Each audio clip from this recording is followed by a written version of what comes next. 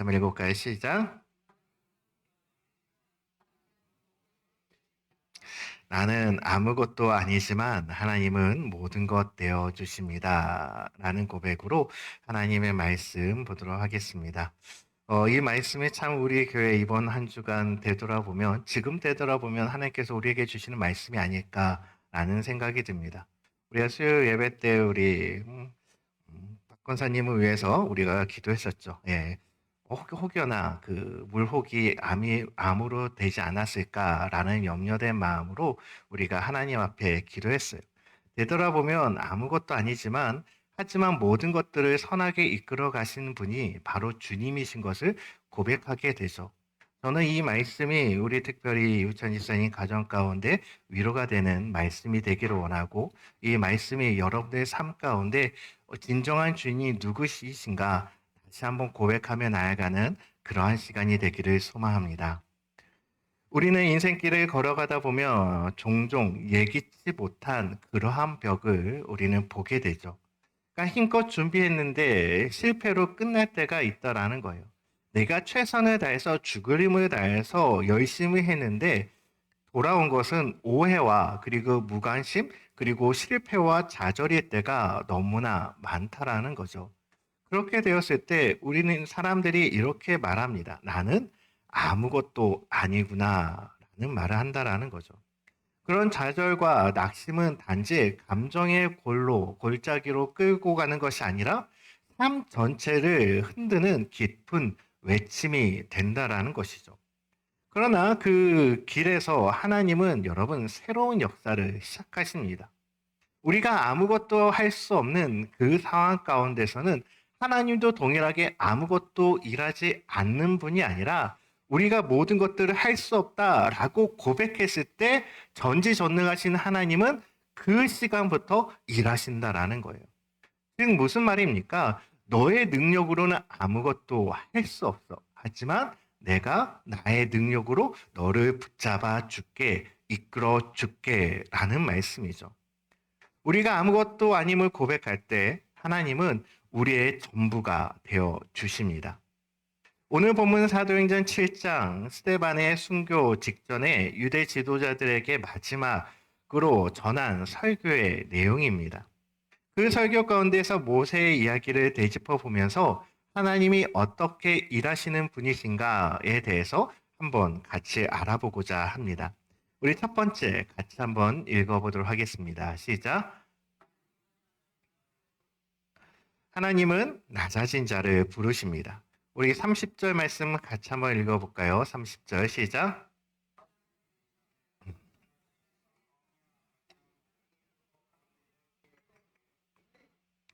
하나님께서 모세를 부르신 시점은 언제입니까? 그가 애굽 왕궁에서 실패하고 도망자의 신세, 즉 광야에서 40년을 보내고 난 뒤에 모세가 가장 낮아진 마음, 낮아진 그 시점에 주님께서 그를 불러주셨다라는 거예요. 즉 무명의 인생으로 살아갔을 때 아무도 이제는 모세라는 사람을 기억하지 않을 때 하나님께서 지금 불러주신 것이죠. 그럼 우리는 종종 하나님 앞에 쓰임받기 위해서 무엇을 해야 할까라고 고민하고 생각할 때가 많습니다. 물론 그러한 마음 참 좋은 마음 아니겠습니까? 하지만 우리는 거기에서 뭐하냐면 집착한다라는 거예요. 좋은 학벌을 갖기를 원합니다. 왜요? 하나님 앞에 영광 돌리기 위해서요. 내가 능력을 갖기를 원해요. 왜요? 하나님 앞에 모든 것을 드리기 위해서. 그리고 내가 하나님 앞에서 세상에서 수많은 경험을 하기 원해요. 그것을 통해서 복음을 전하기 위해. 그 건강과 말솜씨 등 여러 가지 모습으로 다 모든 것을 갖춰야지만 하나님께서 나를 사용하시겠지라고 생각한다라는 거죠. 하지만 하나님은 모세 그 젊은 날 사용하지 않았습니다. 그 모든 조건이 완벽하게 있었음에도 불구하고요, 하나님은 그를 부르지 않았다라는 거죠. 오히려 그가 모든 삶 가운데 다 잃었어요. 말 주변도 없고요. 이제는 양이나 치며 살아가고 있고, 그리고 나의 삶을 포기하고 있었을 때, 하나님께서 지금 그를 불러주셨다라는 거죠. 왜일까요? 그 이유는 분명합니다. 여러분, 하나님의 일은 인간의 힘으로 이루어지는 것이 절대로 아니라는 사실이에요. 우리는 이 사실을 기억해야 합니다. 하나님의 사역은 하나님의 능력으로 완성되는 것이지 사람은 그저 하나의 도구로 사용되는 것뿐이라는 거예요. 모세는 힘과 능력이 있을 때 주님이 어깨에서 불러주지 아니하셨죠. 하지만 그가 완전히 낮아졌을 때 주님께서 그를 불러주시는 모습을 보면 우리는 깨달을 수 있는 거예요. 우리의 삶도 마찬가지입니다. 내 인생이 밑바닥 인생, 내 인생이 좌절할 그 시점에 우리는 누구를 경험해야 됩니까? 하나님을 경험해야 돼요. 내 인생을 포기했을 때 우리는 더욱더 겸손하게 주님 앞에 나아가야 되죠. 그렇게 됐을 때 주님은 우리를 만나 주실 것입니다. 우리 그런 찬양이 있잖아요. 약할 때 강함 대신에. 참 주님은 그러한 분 같습니다. 여러분들의 삶의 역사, 삶의 상황, 간증을 되돌아봤을 때 하루하루 되짚어 바라보십시오. 그렇게 됐을 때 하나님이 일하지 아니하신 적 없죠. 내게 고난과 연단과 어려움이 있었지만 그럼에도 불구하고 주님께서 나를 끝까지 붙잡아 주시고 나를 살려주시고 내가 하나님의 귀한 도구로 사용되게 해 주셨다라는 거예요. 이 모든 것들이 하나님의 우리에게 베풀어 주신 은혜이다라고 이야기할 수 있는 거죠. 그때가 바로 하나님이 우리를 부르실 때라는 거예요. 여러분, 고통과 절망 가운데 있다라고 해서 절대로 좌절하지 마십시오. 그럴 때일수록 하나님을 찾고 하나님을 붙잡는 자 되기를 원합니다. 나의 낮은 그 자리에서 하나님께서는 지금도 저와 여러분들을 부르고 계시다라는 사실이죠. 자, 두 번째 같이 한번 볼까요? 두 번째 말씀 같이 한번 읽어보겠습니다. 시작. 하나님께서는 모세에게 자신을 어떻게 소개하느냐? 32절 말씀에 이렇게 소개합니다. 읽어볼게요. 시작. 나는 내 조상의 하나님, 즉 아브라함과 이삭과 야곱의 하나님이라 하신데 모세가 무서워 감히 바라보지 못하더라. 네, 이 말씀을 보니까 모세가 어떻습니까? 두려워했다라는 거죠. 모세가 두려워서 당연히 하나님을 봤기 때문에 두려워할 수밖에 없어요. 근데 하나님이 지금 뭐라고 자신을 표현하냐면 아브라함의 하나님, 이삭과 야곱의 하나님이다라고 이야기했다라는 거예요. 여러분, 이 세 인물의 공통점은 무엇일 것 같습니까? 여러분, 두 세 인물의 공통점은 흠이 많았던 사람이라는 거죠. 아브라함은요, 자신의 아내를 두 번이나 누이라고 속였었던 사람입니다. 그리고 이삭은 어떻게 보면 편애로 가족에 대해서 불화를 일으켰던 사람이죠. 그리고 야곱은 어떻습니까? 야곱은 형을 속이고 도망쳤었던, 형과 아버지를 속이고 도망쳤었던 자였다라는 거죠. 그럼에도 불구하고 하나님은 그들의 하나님이시다라고 부르신다라는 거예요. 부끄럽지 않겠습니까? 하지만 이것이 무슨 의미입니까? 하나님은 완전한 사람의 하나님이 아니라 하나님은 연약한 자의 하나님이라는 거예요.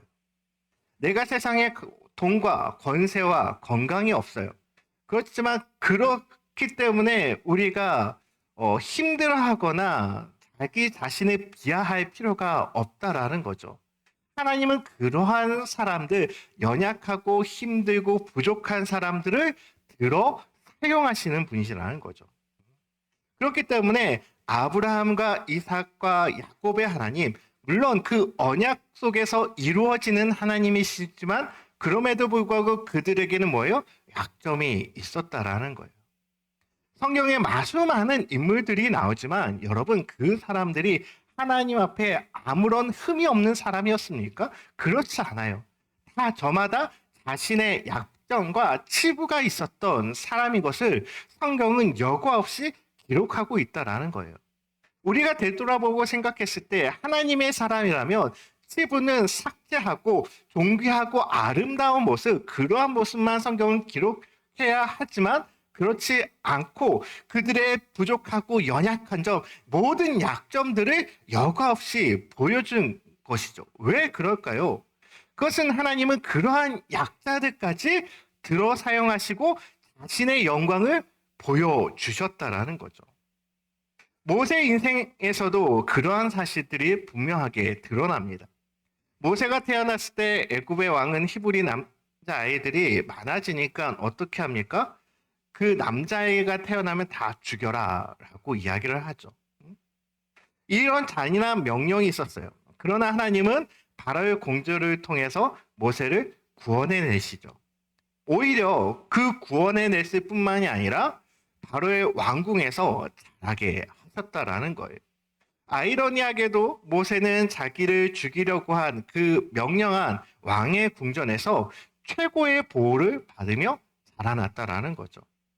하나님의 보호하심은 여러분 어떠한 권세나 환경도 뚫을 수 없는 것입니다.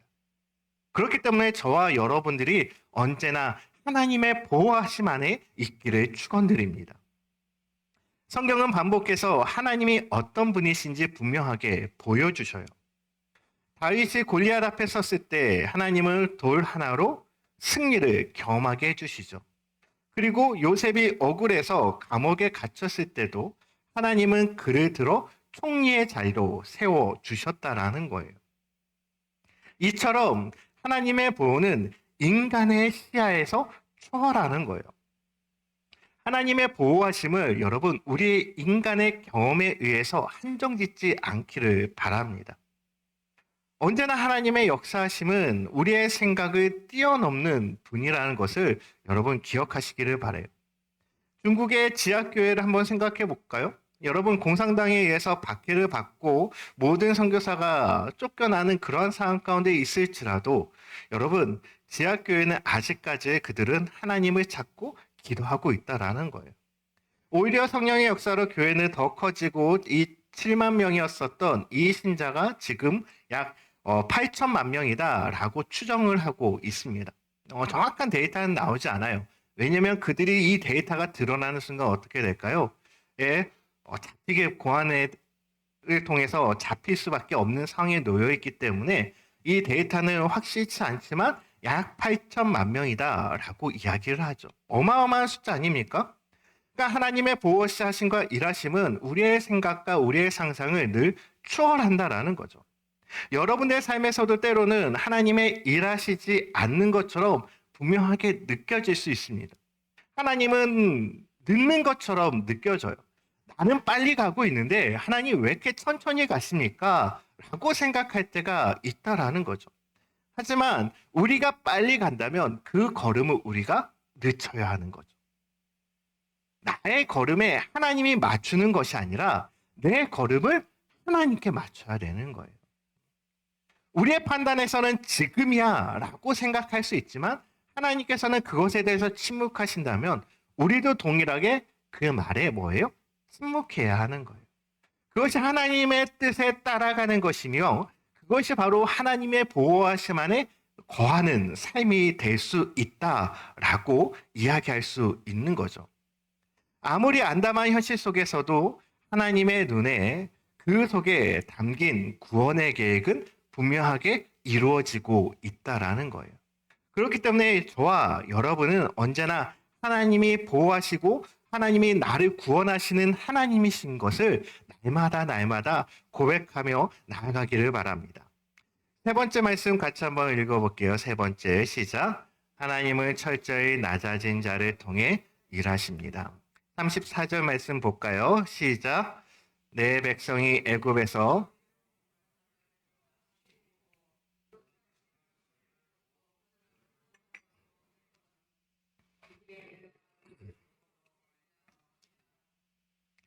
네, 내가 확실히 보고 그 탄식하는 소리를 듣고 그를 구원하려고 내려왔노니 이제 내가 너를 애굽으로 보내겠다라고 주님께서는 말씀하시죠. 하나님은 모세를 그냥 부른 것이 아니라 여러분 분명한 목적을 가지고 주님께서 불러주셨다는 거예요.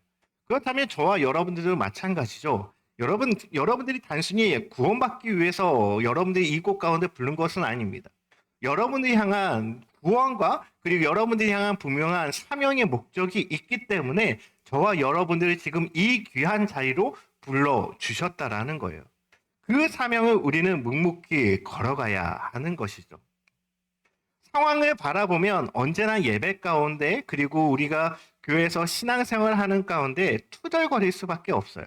하지만 사명을 바라보는 사람들은 나에게 어떠한 힘듦과 육체적인 어려움이 올지라도 그 사명을 바라보고 묵묵히 일하는 것이죠. 바로 그러한 부분이 필요한 거예요. 모세를 부른 그 이유는 뭡니까? 바로 구원을 위한 부르심이었다라는 거죠. 그런데 우리가 주목해야 할 것은 하나님께서 뭐라고 말씀하시냐? 그들을 구하려고 내가 어떻게 해요? 내려왔다라고 표현하고 있어요. 하나님께서 친히 내려오셔서 백성을 구원하시겠다 하시면 동시에 모세를 어떻게 해요? 보내시겠다라는 거죠. 이게 무슨 말입니까? 하나님은 모세를 당신의 대리자로 그리고 구원의 통로로 사용하시겠다라는 뜻이라는 거죠. 그렇다면 누가 구원하는 겁니까? 모세가 이스라엘 백성들을 구원하는 걸까요? 아니면 하나님이 이스라엘 백성들을 구원할 거예요? 답은 여러분들이 알고 있지 않습니까? 하나님이 구원하시되 모세를 통해서 일하신다라는 거예요. 우리는 흔히 이렇게 많이 이야기합니다. 하나님의 일은 사람을 통해서 일하신다라고 이야기를 하죠. 그런데 하나님은 사람을 통해서 일하시는데 누구를 통해서 일하시냐? 바로 낮아진 자, 겸손한 자를 통해서 하나님은 일하신다라는 거예요. 모세는 광야에서 40년의 기간 동안 훈련했어요. 자신의 낮아지고 빚어지는 모습이었죠. 그 모습이 되었을 때 겸손하고 더 이상 할 수 없다라고 고백했을 때 하나님께서 뭐예요? 그를 들어 사용하셨다라는 거죠.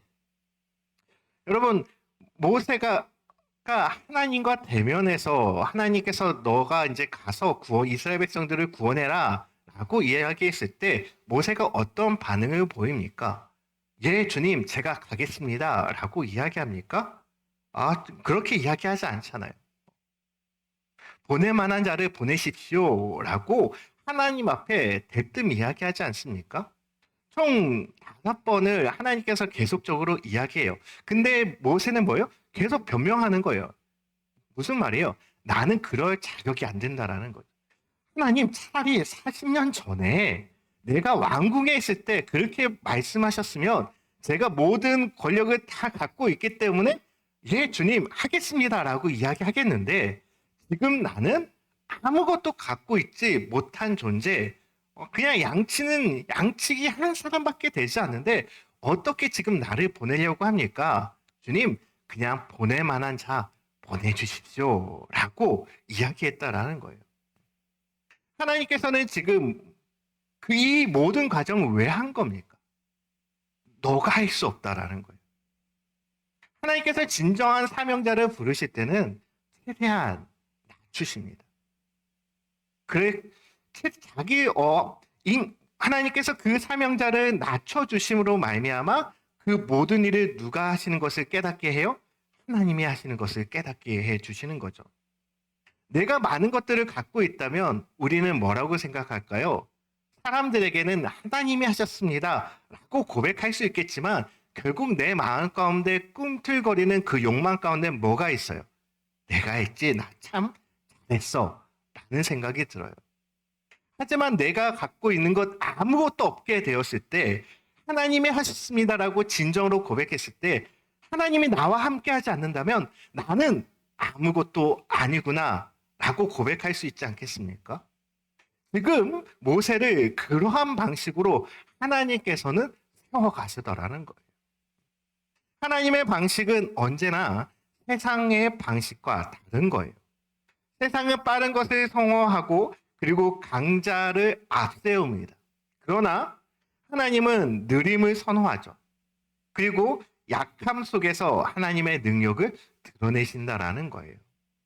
모세가 80세가 돼서야 비로소 부르심을 받은 것은 그가 완전히 비워지고 준비되었기 때문에 하나님께서 그를 불러주신 거죠. 여러분, 우리도 마찬가지입니다. 내가 아무것도 아니라는 사실을 인정하는 그 순간 하나님은 우리를 통해 가장 위대한 일을 시작할 것이라는 거예요.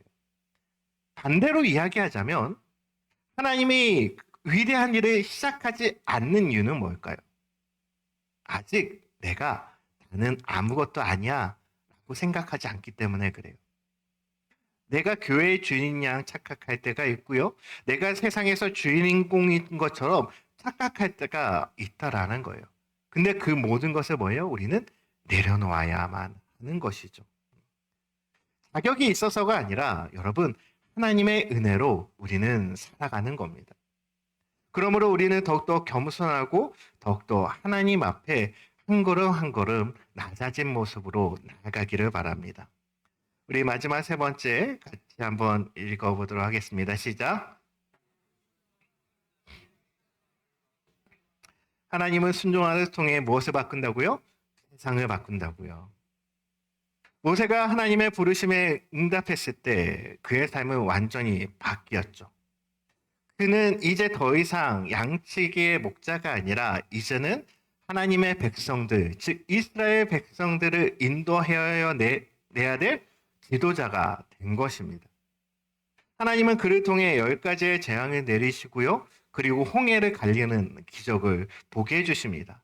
그리고 광야에서도 만나와 메추라기를 그를 통해서 베풀어 주시죠. 하지만 이 모든 일의 시작은 어디서부터 시작됩니까? 순종에서부터 시작되는 거예요. 하나님께서 가라 하셨을 때 모세는 순종했고요. 그 순종은 하나님의 놀라운 역사를 이끌어 주었다라는 거예요. 우리가 순종할 때 하나님의 기적은 우리의 삶 가운데 현실이 됩니다. 그렇기 때문에 순종은 이론이 아니라 실천이 되어야 합니다. 그리고 감정이 아니라 선택이 되어야 하는 것이죠. 오늘도 하나님은 우리를 지금도 저와 여러분들을 부르고 계세요. 우리의 조건과 자격을 여러분 절대로 따지지 않습니다. 우리의 순종을 오늘 이 시간 요구하고 계신 것이죠. 내가 가진 능력, 그리고 경험, 배경을 나를 위해 사용해라 이것이 아니에요. 하나님의 말씀에 반응하고 또한 순종하며 살아가는 것, 이것이 더 중요하다라는 것이죠. 하나님은 오늘도 겸손히 순종하는 자를 통해서 일하십니다. 그리고 그러한 자를 통해서 세상을 바꾸어 나가고 계신 것입니다. 사랑하는 성도 여러분, 오늘 이 말씀을 기억했으면 좋겠어요. 나는 아무것도 아니지만 하나님은 모든 것 되어 주십니다. 이 고백이 있었으면 좋겠습니다. 이 고백을 우리의 삶으로 살아가시기를 바라요. 겸손이 낮아지고 하나님의 보호하심을 믿고 그리고 사명의 부르심 앞에 순종하며 나아갈 때 하나님은 우리를 통해 하나님의 나라를 이루어 가실 거라는 거예요. 하나님께서 모세를 사용하셨던 것처럼 저와 여러분들도 분명하게 쓰임 받을 수 있습니다. 조건은 단 하나예요.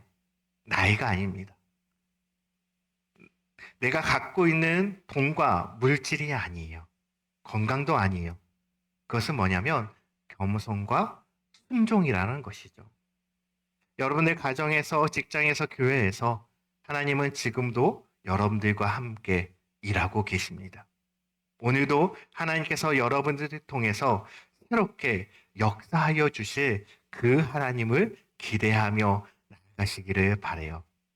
오늘 말씀의 제목 다시 한번 읽고 마치도록 하겠습니다. 말씀의 제목만 우리 같이 한번 읽을까요? 시작. 나는 아무것도 아니지만 하나님은 모든 것 되십니다. 아멘. 이 고백을 날마다 고백하며 나아가는 저와 여러분이 되기를 주의 이름으로 축원드립니다.